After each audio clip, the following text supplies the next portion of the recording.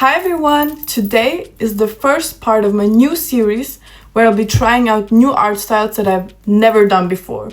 Let's see how it goes.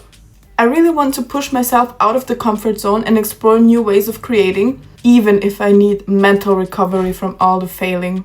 Like, who knows, this could either turn out amazing or be one of those paintings I pretend never happened. Today's art style is expressive realism. So basically realism with feelings, dramatic brush strokes, emotions, and maybe a little bit of chaos. Sounds perfect for a great art piece, right? I've got this inspo right here, and I'm trying to create something similar like that, or like my version of that. Let's see how it goes and wish me luck. Okay, so first things first, I taped around the edges because we're going for that satisfying clean border moment. It's basically the only part of the process where I know exactly what I'm doing. Then I jump straight into the sketch, super quick, nothing fancy. Just wanted to show y'all the colors that I chose for this painting. I started with the iris because that's where all the emotion sits. Like, if you get the eye right, everything else kind of falls into place. Or at least I hoped it would. It's that tiny little detail that makes the whole piece feel alive. I started mixing in a few more colors with the blue from the iris to really push that expressive realism look. And honestly, I wasn't expecting it to look this cute. Then I gave the whites of the eyes some depth with a little hint of blue because pure white just felt too basic. Also, it's so crazy how just a tiny touch of color can completely change the whole emotion and atmosphere of a painting. It still looked a little bit lifeless, so I decided to throw in a little bit of orange here and there. I tried to stay chill with the neutral base at first. Keyword tried, because the plan was to go full expressive realism later. Basically, I wanted it to look kind of realistic, but also like it just got dumped by realism and is now going through its dramatic artist phase. So I was like, okay, let's behave for a second. Keep it calm, keep it soft. And 2 minutes later, I was already reaching for the weirdest colors on my palette. Like, what if I just added some neon green to this nose? It's like self-control lasted exactly 0.3 seconds. But hey, the chaos is part of the charm, right? And also, who doesn't love a little bit of chaos? Also, while I'm just laying down this space, I'm curious. Are you more of a blending everything perfectly until it looks like skin type of artist? Or a let the brush strokes live their messy little lives kind of person?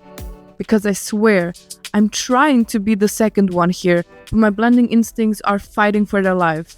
Like, every time I see a harsh edge, my hand just twitches like, just a little blending won't hurt, and suddenly, I've smoothed out half the painting.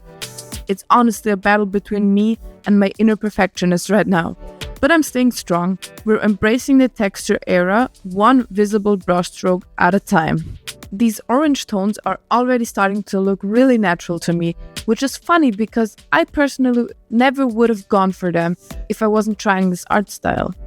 But now I kinda love how warm and alive it makes everything feel. It's giving that subtle glow that just makes the whole piece feel more human somehow. I'm layering in some pinks and softer tones, and it's interesting how it all looks so random at first, like there's no way it's gonna make sense, and then suddenly it does. That's honestly my favorite part of painting, that weird middle stage where you're half convinced it's a mess, but also kind of obsessed with it. I started going in with the smaller brush, adding those little visible brush strokes. The ones you're actually supposed to see in the expressive realism. And honestly, that felt so weird at first, because my brain is trained to blend everything until it disappears. But here, every brushstroke is meant to just exist, loud and proud. I started adding those fun expressive colors, a pop of blue in the inner corner of the eye, some green around the nose, and random bits of yellow that make absolutely no sense, but somehow totally make sense. I just kept telling myself, trust the chaos, trust the process, even though it was giving, what on earth are you doing? This is that stage where the painting looks so weird that even I started side-eyeing myself like, girl, are you sure about this? It's that messy in-between moment where everything looks so off-balance, yet you know it's on the verge of turning into something really cool. I added more layers, a soft blue under the eyelid, little flicks of green to give it some depth, and those random pinks and oranges that somehow make everything feel alive. It's wild how these unexpected colors suddenly start blending into something cohesive, like they're all secretly working together behind your back. And then out of nowhere, it just clicks, like boom, now it's art. That moment when all the random colors and chaotic choices suddenly make sense is honestly the best feeling ever.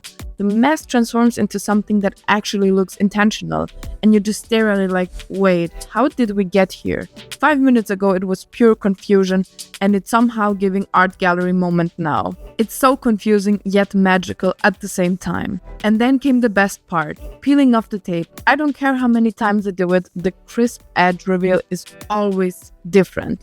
I signed it, showed my messy but beautiful palette for anyone who loves a bit of color chaos as much as I do, and that's it. Alright, that's the final result, and honestly, I'm kind of proud of myself because it turned out way better than I thought it would.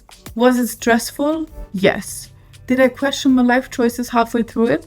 Also yes. But hey, that's the beauty of trying out new art styles.